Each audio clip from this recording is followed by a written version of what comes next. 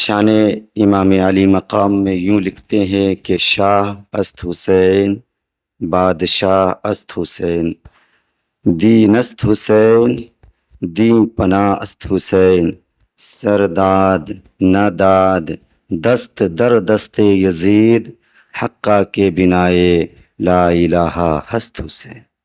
اب دیکھیں حضرت خواجہ اجمیری رحمۃ اللہ علیہ نے امام حسین کو شاہ بھی کہا ہے اور بادشاہ بھی کہا ہے۔ جب شاہ کہہ لیا تو بادشاہ کہنے کی ضرورت کیا تھی؟ وہ اس لیے کہا کہ شاہ جو ہے وہ دلوں پر حکومت کیا کرتے ہیں اور بادشاہ جو ہے وہ سروں پر حکومت کیا کرتا ہے۔ تو حسین پاک دلوں پر بھی حکومت کرتے ہیں اور سروں اور جسموں پر بھی حکومت کیا کرتے ہیں۔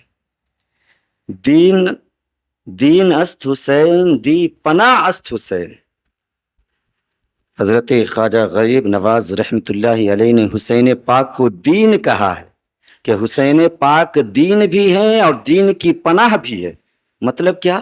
مطلب یہ ہے کہ جو بھی دین ہمیں ملا ہے یہ سارا کا سارا انہی کے گھرانے سے ملا ہے۔ سبحان اللہ۔ دین است حسین، دی پناہ است حسین، اور اس دین کی محافظت کرنے والے امام حسین ہے۔ سبحان اللہ، امام حسین ہے رضی اللہ تعالیٰ عنہ۔ یعنی کربلا کے میدان میں حسین پاک نے اسی دین کی محافظت کی خاطر اپنی گردن کٹائی تھی۔ سرداد ناداد دست در دست یزید، حقہ کے بنائے لا الہ ہست حسین۔ امام حسین اس بادشاہ کا نام ہے کہ جنہوں نے سر دیا، ظالموں کے سامنے سر دیا، لیکن اپنا ہاتھ جو ہے یزید کے ہاتھ پر نہیں دیا۔ یزید سر نہیں مانگ رہا تھا، ہاتھ مانگ رہا تھا، لیکن حسین پاک نے کہا کہ نہیں، یہ ہاتھ نہیں دوں گا، ہاتھ تمہارے ہاتھ پر نہیں دوں گا، سر لینا ہے تو لے لو۔ تو آپ نے سر دینا تو پسند فرمایا، لیکن اپنا ہاتھ ظالم یزید کے ہاتھ پر دینا پسند نہیں فرمایا۔ سبحان حقہ کے بنائے لا الہ ہست حسین۔ ہند کے راجہ لکھتے ہیں کہ حقیقت یہ ہے کہ امام حسین لا الہ کی بنیاد ہے۔ سبحان اللہ، لا الہ کی بنیاد ہے امام حسین۔ حدیث مقدسہ کا ایک ٹکڑا ہے، ان الحسن والحسین ہما ریحانی من الدنیا۔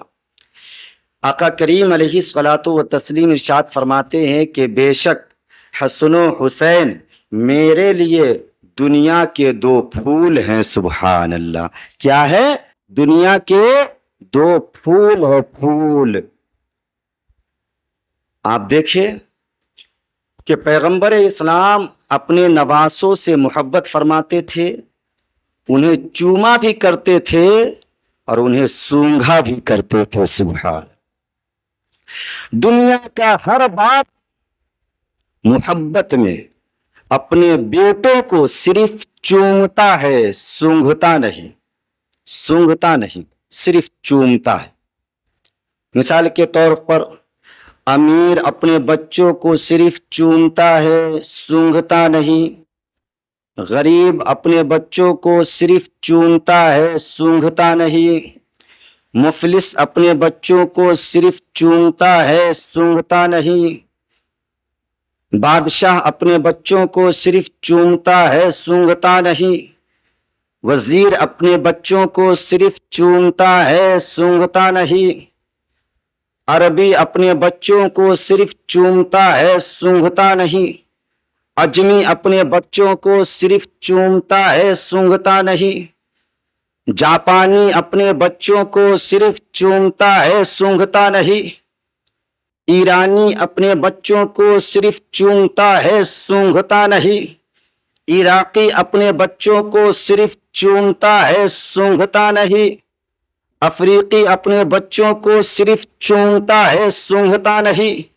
ہندوستانی اپنے بچوں کو صرف چومتا ہے، سونگھتا نہیں۔ پوری دنیا کا انسان پیار سے اپنے بچوں کو صرف اور صرف چوما کرتا ہے، سونگھا نہیں کرتا۔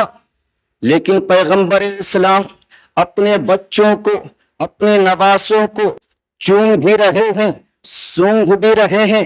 آخر اس کی وجہ کیا ہے، اس کا سبب کیا ہے؟ تو آئیے حدیث مقدسہ کی بارگاہ میں چل کر عرض کرتے ہیں۔ اے حدیث مقدسہ، پیغمبر اسلام اپنے بچوں کو چوما بھی کرتے تھے، سونگھا بھی کرتے تھے۔ آخر اس کی وجہ کیا تھی، اس کا سبب کیا تھا؟ تو حدیث مقدسہ مسکرا کر جواب دے گی، ان الحسن والحسین وما ریحان من الدنیا، کہ سنو سنو، بے شک حسن و حسین رسول پاک کے لیے دنیا کے دو پھول بنائے گئے تھے۔ وہی وجہ تھی کہ پیغمبر اسلام محبت میں اپنے نواسوں کو چوما بھی کرتے تھے اور اس خوبصورت پھول کو سونگھا بھی کرتے تھے۔ سبحان اللہ! جبھی تو امام عشق و محبت لکھتے ہیں، کیا بات رضا اس چمنستان کرم کی، کیا بات رضا اس چمنستان کرم کی، زہرا ہے کلی جس میں حسین اور حسن پھول، زہرا ہے کلی جس میں حسین اور حسن پھول۔ حضرات، ہمارے نبی اپنے نواسوں کو محبت سے چوما بھی کرتے تھے اور سونگھا بھی کرتے تھے، اس لیے کہ آقا کے لیے حضرات حسن و حسین یہ دنیا کے دو خوبصورت پھول بنائے گئے تھے۔ سبحان اللہ!